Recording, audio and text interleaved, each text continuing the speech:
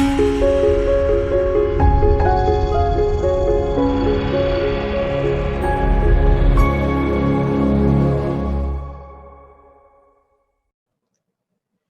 and welcome everyone. My name is Sally Pinto and I'm from the Yonkers Newark Neighborhood Naturally Occurring Retirement Community.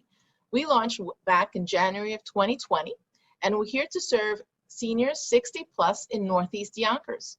We have lots of fun programs and activities, and we also have a lot of resources for you as well. Our programs include meditation chair yoga, body mind fitness, bingo, and any other programs that you might be interested, like arts and gardening.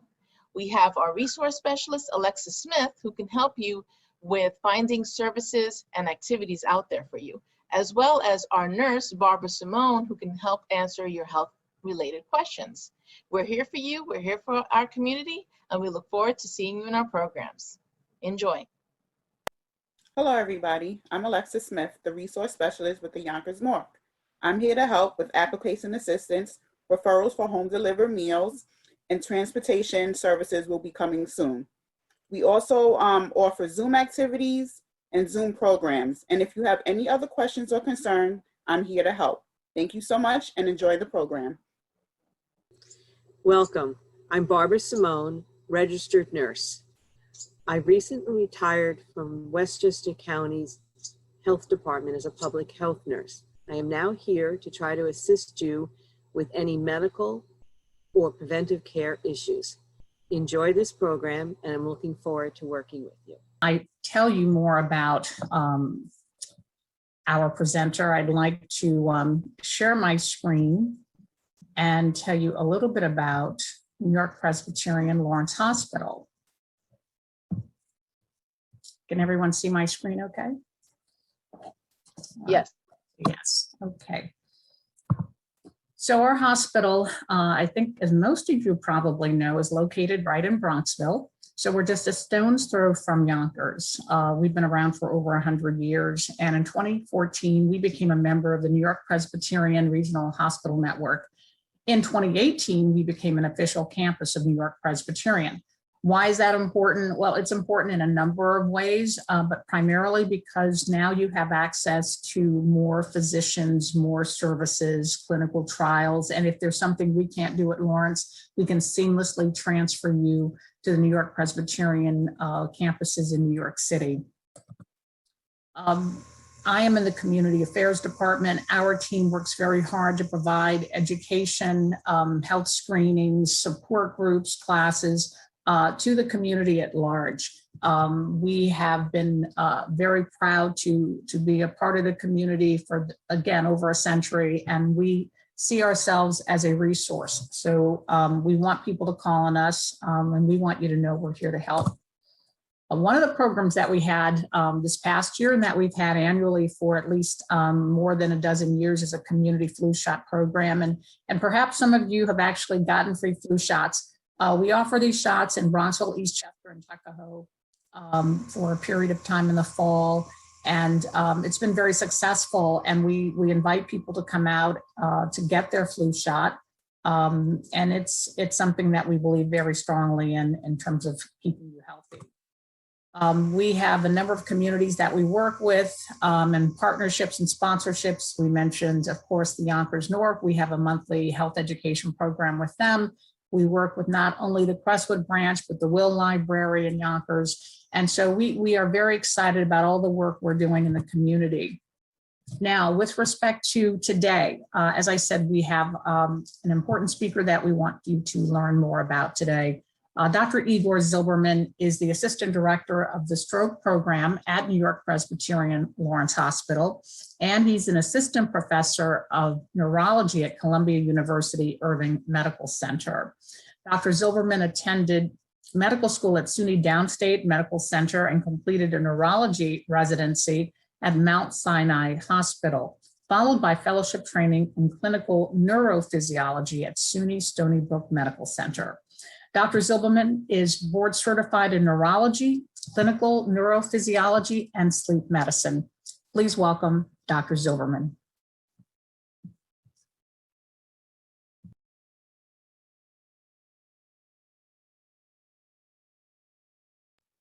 And when you can, Dr. Zilberman, unmute yourself and I'll continue to advance your slides for you.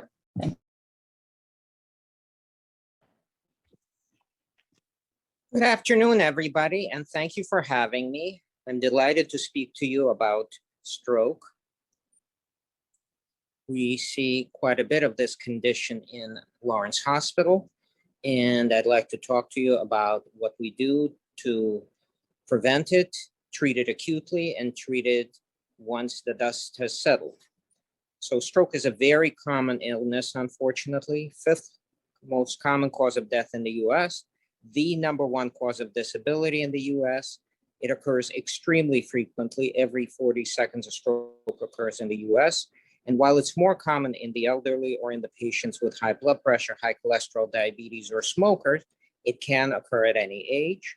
Next slide, please.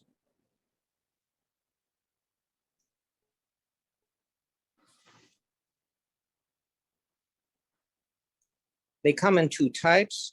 Most of them, 85% of the time, they occur as an ischemic stroke. However, there are bleeding strokes which occur 15% of the time. Next slide, please. To prevent ischemic strokes, the things that you can do are control risk factors such as high blood pressure, high cholesterol, diabetes. Smoking cessation in smokers lowers the risk of a stroke. Reduction of alcohol intake lowers the risk of a stroke.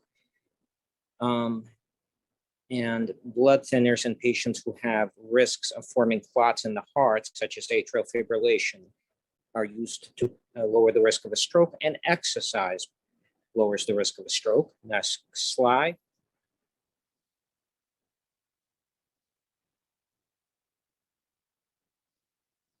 Next slide, please. So patients who've had a stroke in the past are usually at a higher risk of another stroke, and taking regularly prescribed aspirin or other medications such as aspirin, such as Plavix, usually reduces the risk. Very frequently in patients like these, we start them on cholesterol medications, even if the cholesterol is reasonably well controlled, but not extremely well controlled. If patients have LDL or bad cholesterol above 70, very frequently these patients wind up on a statin because this seemed to have improved the risk of another stroke. And in patients like these who've had a stroke or a TIA, which is a temporary stroke, which resolves fully, we recommend tighter control of hypertension and cholesterol and good cholesterol control of diabetes. We don't recommend over control of diabetes.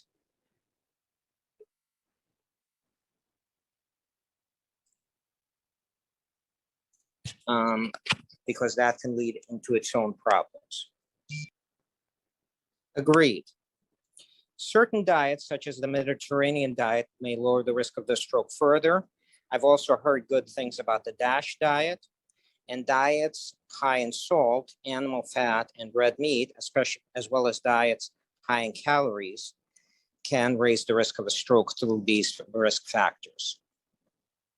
Stroke, the hemorrhagic stroke prevention. The biggest risk of a hemorrhagic stroke is uncontrolled blood pressure, and maintaining blood pressure control is also crucial for prevention of bleeding in the brain in patients with other problems, including ones that are having the ischemic stroke. And other risk factors can be things like inborn or expanding aneurysms, inborn blood vessel malformations. And if these are found, usually incidentally, a neurosurgeon can evaluate them and, if necessary, treat them before they become a problem. Next slide, please. So let us assume that you are witnessing a stroke. What do you do to take care of the patient? It's crucial to determine when was the last time the patient was normal. This is the last time the patient was completely asymptomatic and functioning with no neurologic signs or symptoms. It is not necessarily when the patient noted the symptoms, when the family noted the symptoms, or when the patient woke up. Making sure that there is a source of collateral information for the ED staff and the EMS staff is also crucial. So if the patient is having trouble expressing themselves, making sure that there's availability of contact with a family member or somebody who has the patient's medical history and knows when the patient was last seen normal is, again, crucial. One of the most helpful things is making sure that the healthcare staff has contact information for the patient to ensure that they can ask them questions about when was the patient last seen normal? Is the patient on blood thinners or not? Is the patient somebody who had surgery within the last 3 weeks? All of these things are going to determine how we're going to treat the patient. Next slide, please. In a stroke, brain tissue is continuously lost. It depends on how bad the blockage is, but it is estimated that on average 1.9 million neurons or brain cells are lost per minute. And the faster the emergency services are notified, the patient is transported to the hospital, and the treatment is initiated, results in minimizing how much brain tissue is lost. Next slide, please. So the first treatment that we usually decide on once the patient is in the emergency room with a stroke is tissue plasminogen activator, or TPA. TPA has been proven since 1995 to be an effective treatment for acute ischemic stroke in patients who have gotten it within the first 3 hours. 30% of those patients have had significantly reduced disability when compared to the control group. And despite the fact that 6.4% of patients have risk of bleeding, there's a pronounced improvement in disability, and there is no increase in the mortality from giving this medication. Next slide, please. Now, when they did further trials to see if this medication works within 3 to 4.5 hours, it still seemed to work. There was a slight increase in how much bleeding there was, but the increase in the bleeding that caused problems was only 2.2% of patients. Next slide, please. So here is a very small picture of how TPA works. TPA goes to the blood clot, the thrombus. It activates plasminogen, and plasmin dissolves the fibrin clot, which are these bound up strands which cause the thrombus and breaks up the clot.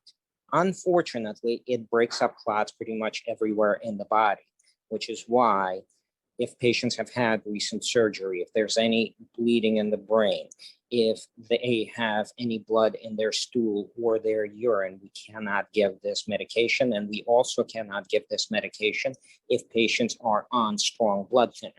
And when I say strong blood thinner, I mean things like Eliquis, Coumadin, Pradaxa, medications like that preclude the use of TPA.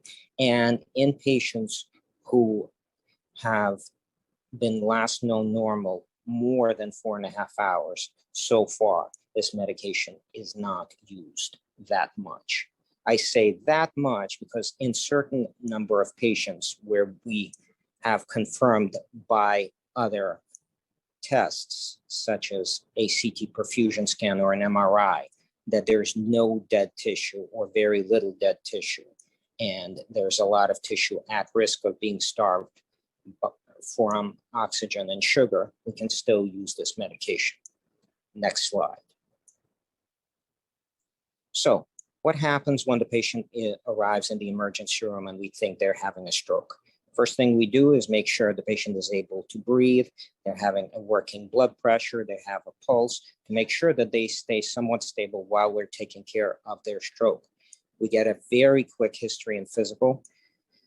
Make sure that this is not obviously something that looks like a stroke but isn't. We rule out contraindications such as, again, the patient being on strong blood thinners, surgery within the past 2 to 3 weeks, bleeding in the stool, bleeding in the urine, recent severe trauma, history of bleeding in the brain, or current problems with blood clotting, which can happen in patients with severe liver disease, or blood pressure 185 over 110, which can also be a very high risk factor for bleeding, or glucose less than 50 or greater than 400, because surprisingly enough, glucose in those ranges can mimic a stroke. So in patients like this, first we correct the glucose and see if their symptoms improve. And if they don't, then we kind of say, okay, this probably wasn't the glucose, and then we go back to considering a stroke. We get a quick CAT scan of the head to rule out bleeding and large strokes and strokes that are older than expected, because again, these can bleed, and the odds of improvement with TPA with medication with strokes like this are not as high. The patient gets 2 large IVs put in. Go back one, please. Thank you. TPA is brought to the bedside and it's initiated. Next slide.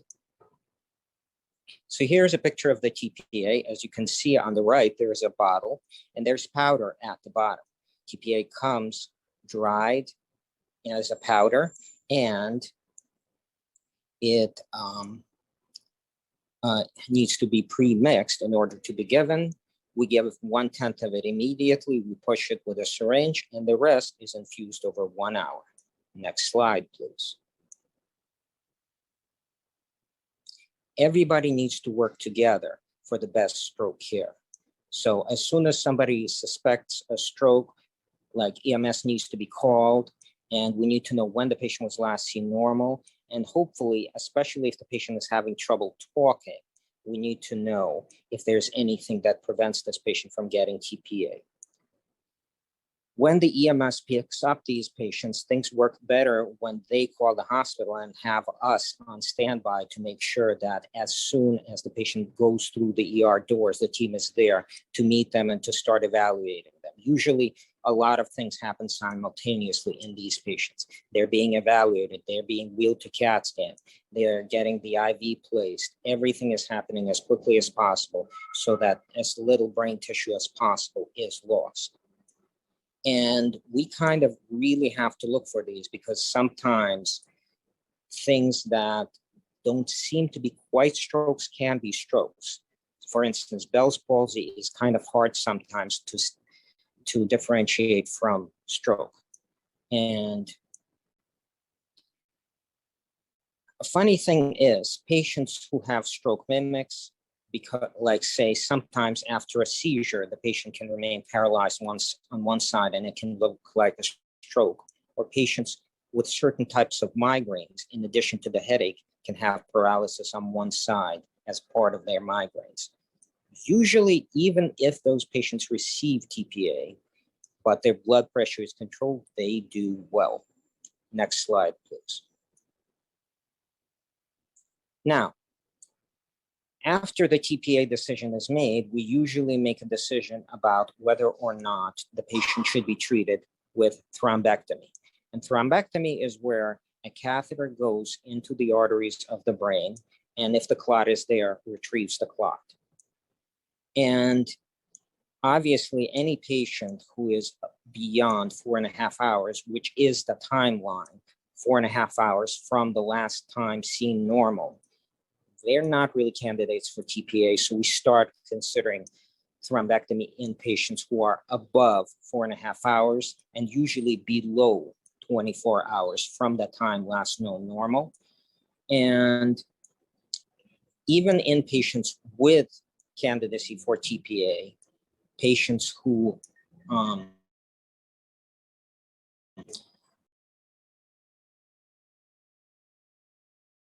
might have a large blood vessel occlusion, these patients are also considered for thrombectomy.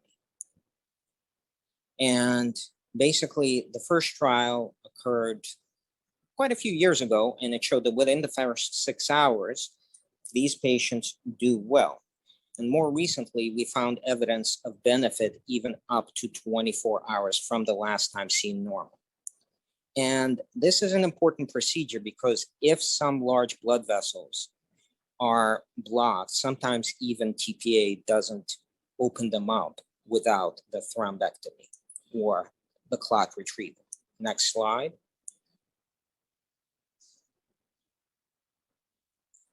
Also, thrombectomy is sometimes available in patients who are not candidates for the TPA because this can be given even if the patient is on blood thinners. This can be given even if the patient had a recent surgery, even if the patient has some bleeding in the stool or urine. And the testing for this is slightly more extensive, but not much more so. So in addition to the usual CAT scan, which patients with suspected stroke receive, these patients also get a CT angiogram, which is just another CAT scan with contrast that outlines the arteries of the brain and looks for blockage, and the CT perfusion, which is a test, a CAT scan, which looks for blood flow in the brain. And to be clear, these tests take an additional 10-15 minutes to do. So usually what we try to do is do the CAT scan, examine the patient, make a decision about TPA, and then do these tests to see if the patient needs a thrombectomy. And the best care is accomplished by the dedicated teams of doctors who do the procedure, the interventional radiologist or the interventional neurologist. These are the guys who actually do the thrombectomy and work the catheter to pull out the clot, anesthesiologists who manage the patient while they do that, and support staff from the catheterization lab, the nurses and the physician assistants who work with these doctors. Luckily, we have a very good team from Columbia who does that, and they do it at Lawrence. Next slide. So this is just a picture of a patient who is a candidate for thrombectomy. Now, this is a little hard to see, but if you look at the top right picture, you can see that on the left, the white line or thread, if you will, goes out further, while on the right, it stops and you see an arrow pointing. That arrow is actually pointing to a blockage. That artery, the middle cerebral artery on that picture, is blocked and no blood, and in this case, no contrast, is flowing past the arrow. Now, if you look down, you see what the CT perfusion looks like, and basically different shades of colors show the flow. And in this case, the green and the blue show healthy amounts of flow, while the red shows lack of flow or insufficient flow and tissue at risk of dying because it's not receiving glucose or oxygen. So if you look at picture D, you see that on the right side of the picture, there is lack of flow. Slide, please.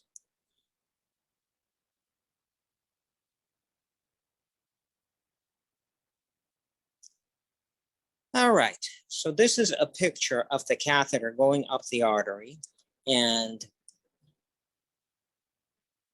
grabbing the catheter within the web.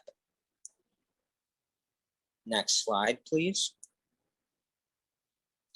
And here's another picture of the arteries. Can you hear me, by the way? Here's another picture. Yes, we can. Thank you. Here's another picture of the artery before they pull out the clot and after they pull out the clot. And as you can see, after they pull up the clot, the contrast goes up, and this represents healthy blood flow through that artery. Next slide, please.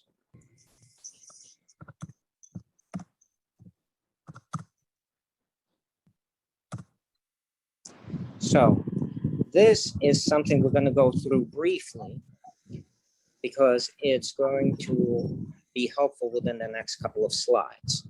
So this is something called the modified Rankin scale, which is a scale of disability. So 0 means no symptom whatsoever. 1 means no significant disability, although the patient has some symptoms. 2 means slight disability. needs a little assistance, and so on. Next slide. So this was the original trial, the Mr. Clean trial, which evaluated thrombectomy for up to 6 hours. And basically what it showed was, any way you look at it, whenever you do the thrombectomy, you have more of the patients who fall into the lower disability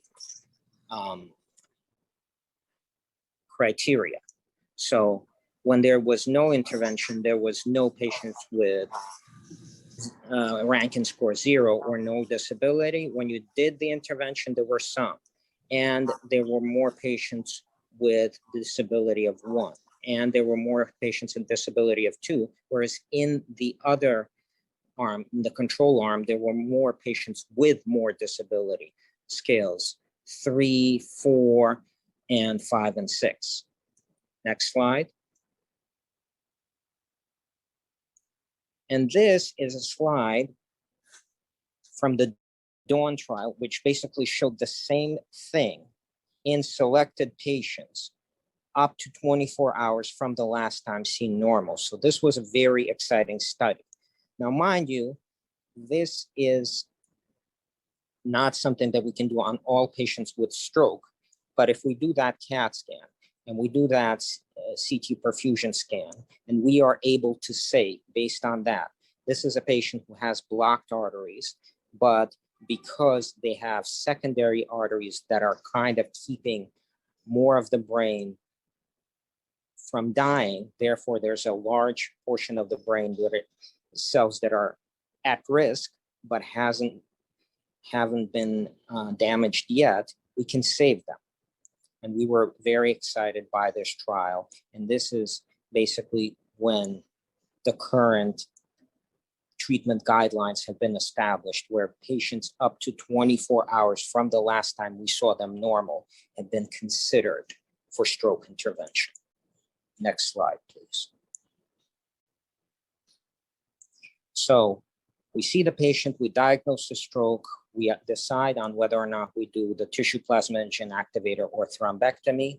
And after that, after we treat them, we need to monitor them extremely closely. Usually these patients are monitored in the ICU because they need to be monitored extremely closely.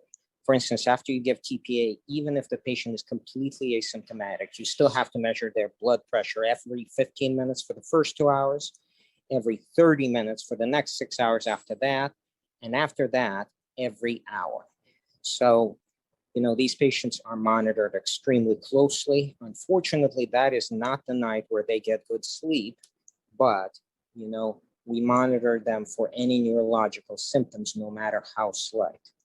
Their blood pressure needs to be controlled and maintained below 185 over 110.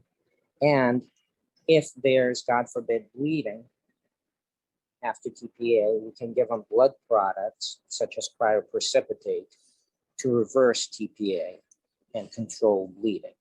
Luckily, again, bleeding doesn't happen often. Next slide.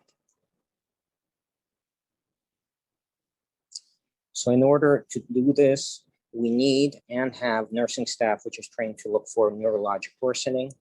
We need and have access to a CAT scan, which can be done emergently within minutes.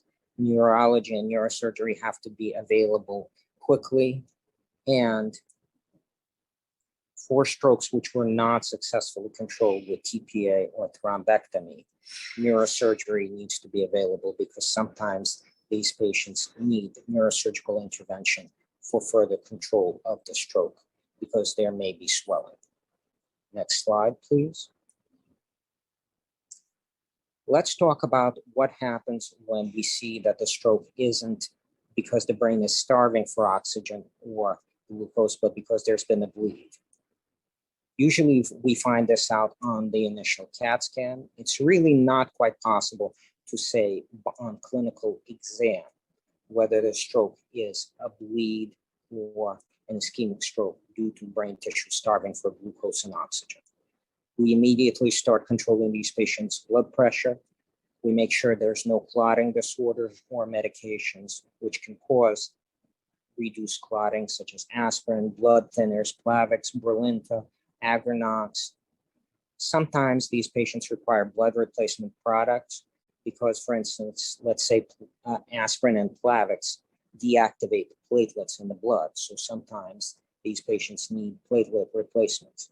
And some of the newer blood thinners, such as Eliquis and Pradaxa, have counteracting agents which we use to counteract their effects. Next slide. Neurosurgery is sometimes called to control the bleeding, remove the tissue, or make room for the expanding bleed. And again, these patients very frequently need to go to our intensive care unit and have tight blood pressure control, close monitoring, repeat CAT scans to make sure that they are getting the best care possible and to preserve the tissue around the bleed as closely as possible. Next slide, please. Once the dust settles and the patient is considered initially out of the woods, then we try to evaluate the patient for all the problems they might face as they're recovering. And this is both the recovery of the stroke that they are facing now and prevention of a new stroke. So patients aspirating or things going down the wrong pipe are extremely common after a stroke, which is why every single patient, almost regardless of how good they look, gets a swallow evaluation to make sure they are able to swallow their food. And if they can't, usually when the food is thickened, when the liquids are thickened and care is taken in feeding of the patient, they do well with that. Physical and occupational therapy sees the patient to ensure they can walk and they can take care of activities on daily living when they're discharged home. If they're not quite good enough for that, they are usually transferred from the hospital to a facility where they can get rehabilitation.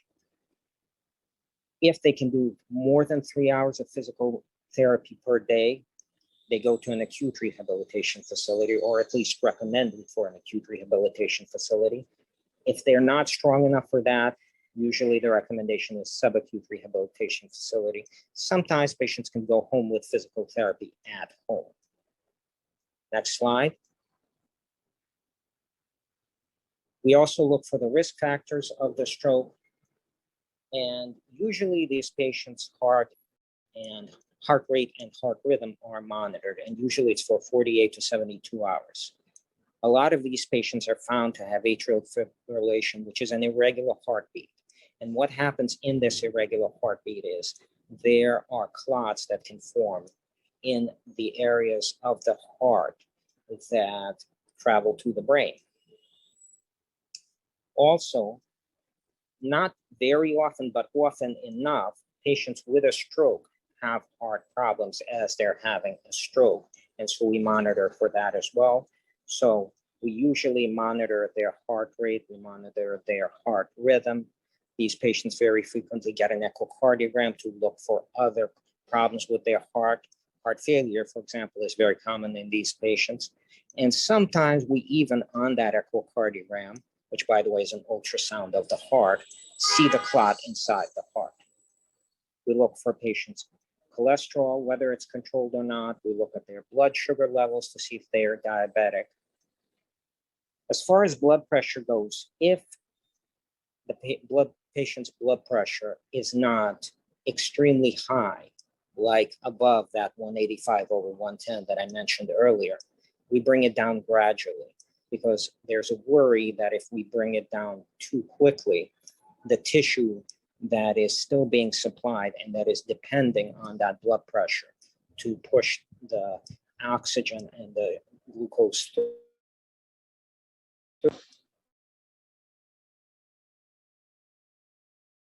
We start these patients on aspirin, assuming, of course, there's no bleeding, and cholesterol medication. And if we find atrial fibrillation, we give them even stronger blood thinners, such as Coumadin in the past, And now, in addition to Coumadin, Eliquis, Pradaxa, and other medications such as that. Next slide. Hi, everyone. This is Z from Yonkers Public Library. Thanks so much to Sally Pinto and Alexis and Barbara from NORC. Thank you to our community partners, WJCS, the City of Yonkers Office for the Aging, Westchester County Legislator Ruth Walter, Friends of Crestwood Library, and Yonkers Public Library for making this phenomenal partnership. And we thank each and every one of you for being part of our wellness community. Be well, stay well.